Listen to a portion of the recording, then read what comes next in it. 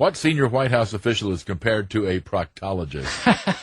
That was my, a speechwriter has a prerogative of being colorful in their wording. Yes. And that's the way I describe Chief of Staff Josh Bolten. And Josh Bolten had a demeanor where he would often make jokes, and you weren't quite sure they were jokes, and they were always at your expense, and it was just always a little bit of an uncomfortable conversation. So I equated him to a proctologist with cold hands. It was always a little bit unsettling to be around him. There was a word that Donald Rumsfeld detested. Yes, more than any other, it was the word very. He was on the lookout for the word very in any speech draft, and he would let you know if he saw it. And one time he sent me one of his famous snowflakes, which are these one-page memos that he'd send to everybody in the building. And at one point he said, "Never use the word very. It is a very weak word." Well, okay. Karl Rove was compared to a 70s TV character. I compared him to the TV character, I hope you remember, Maude. Oh, sure, of course, absolutely. And that's because it is... The B. Arthur character first appeared in All in the Family, and later it was spun off into her own series. Right, exactly. And I used to watch reruns of that show, Maude, but the reason I said that is, at the time in the White House when I saw him, he was sort of feuding with a lot of people in the White House, and he could be rather pushy, persistent, and tended to sort of frustrate a lot of people that he worked with, and could sometimes be a bit overbearing, and so that's why I use that comparison. Fair enough. And when Dick Cheney said, "Nuke it," what was he actually saying? Dick Cheney was at the White House. There's a White House mess, and there's a window where you could go to the carryout window and order drinks or coffee or food or refreshments. And all the staffers used to get in line to do that. And Vice President Cheney came in one day and stood in the back of the line behind all the other members of the White House staff. And the White House staff, quite alarmed, the Vice President standing in line way behind them. But they said, "No, Mr. Vice President, please go ahead. Please get ahead of us." And the Vice President goes, no, I can wait in line. And finally, they all move out of the way and insisted that Cheney go forward. So Cheney gets to the window, and he says, he had a half cup of coffee in his hand, and he said to the Navy steward, he goes, "Nuke this for me, will you, buddy?" And the Navy steward said, "Well, Mr. Vice President, I'd be happy to give you a new fresh cup of coffee." He goes, No, just nuke this.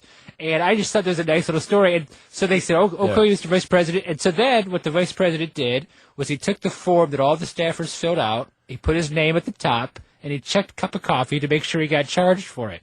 And I just sort of thought that was a different view of Dick Cheney, kind of a low-key and sort of, I don't know if the word is... Not maybe self-effacing, but not taking himself maybe too seriously. Right. Yeah. He used to be a staffer himself, Well, of course, he was chief of staff, actually, at the White House, a congressman from Wyoming, right. Had a number of Secretary of Defense. He had quite a resume himself, actually. What was he like? Other than his famous undisclosed location and his tricky ticker, we haven't really heard a lot about him. Well, as I say in my book, and I hope this doesn't turn off a lot of your listeners, but I actually am of that small minority of people who met Dick Cheney and actually really liked him. He was self-effacing is a good word. He was low-key, maybe even a little shy, and I kind of related to that because I was a shy kid from Michigan and sort of had to push myself to do things. And he liked to have books around, and when he went on trips, he would take a big canvas bag full of books because I think he was more comfortable reading things and being around people, and it's not really the general view you have of Dick Cheney. No. Any other people at the White House who, let's say, surprised you? Yeah, a lot of people were different than sort of the conventional wisdom caricatures of them. The president himself was more pragmatic than probably he was given credit for. He was low-key. Not low-key. He was not low-key. He was funny, smart. He had good political instincts. I mean, what he said about Sarah Palin, for example, didn't mean he didn't like her, but he warned about she was going to face when she became the vice presidential nominee. And he was right in his assessment about the McCain campaign, and at one point he called it a cruel hoax. If somebody offered George W. Bush the job of baseball commissioner, would he take it instantly? Gosh, I'm not saying it's even open, but I wouldn't be surprised. I mean, he loved it. Obviously, he was a manager. He was with the Texas Rangers. I mean, he loved baseball. I wouldn't be surprised. Yeah. And Connie Rice always wanted to be the NFL commissioner, as she said many times. I've heard that said as well. Tell us about Condi Rice and about Colin Powell. Condi Rice was, I called her the Harry Houdini of the Bush administration. And the reason is she was with the president the entire 8 years, and longer than that even before he was president, and involved with every major decision, the war in Iraq, Afghanistan, and yet for the most part she tended to escape a lot of the criticism that other people got for the conduct of the war, even though she was an integral part of it for most of the president's term. She was friendly, nice. I met her once at the State Department. I liked her. She was very warm, gracious, inviting.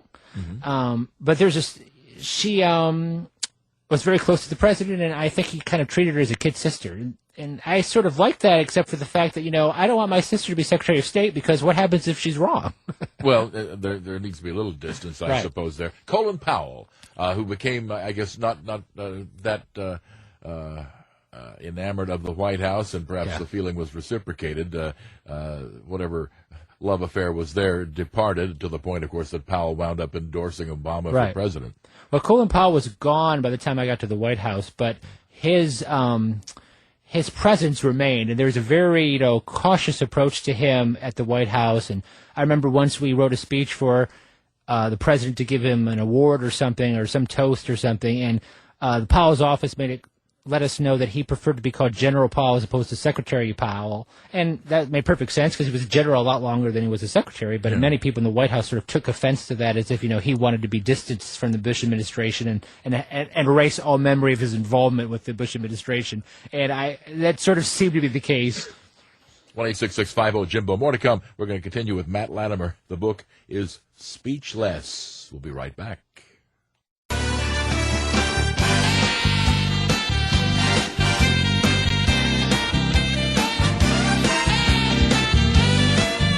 Welcome back. This is the Jim Bohannon Show with our guest, Matt Latimer, former speechwriter to President Bush and to Senator John Kyle of Arizona, Defense Secretary Donald Rumsfeld, and others. He's written the book Speechless, Tales of a White House Survivor, published by Crown.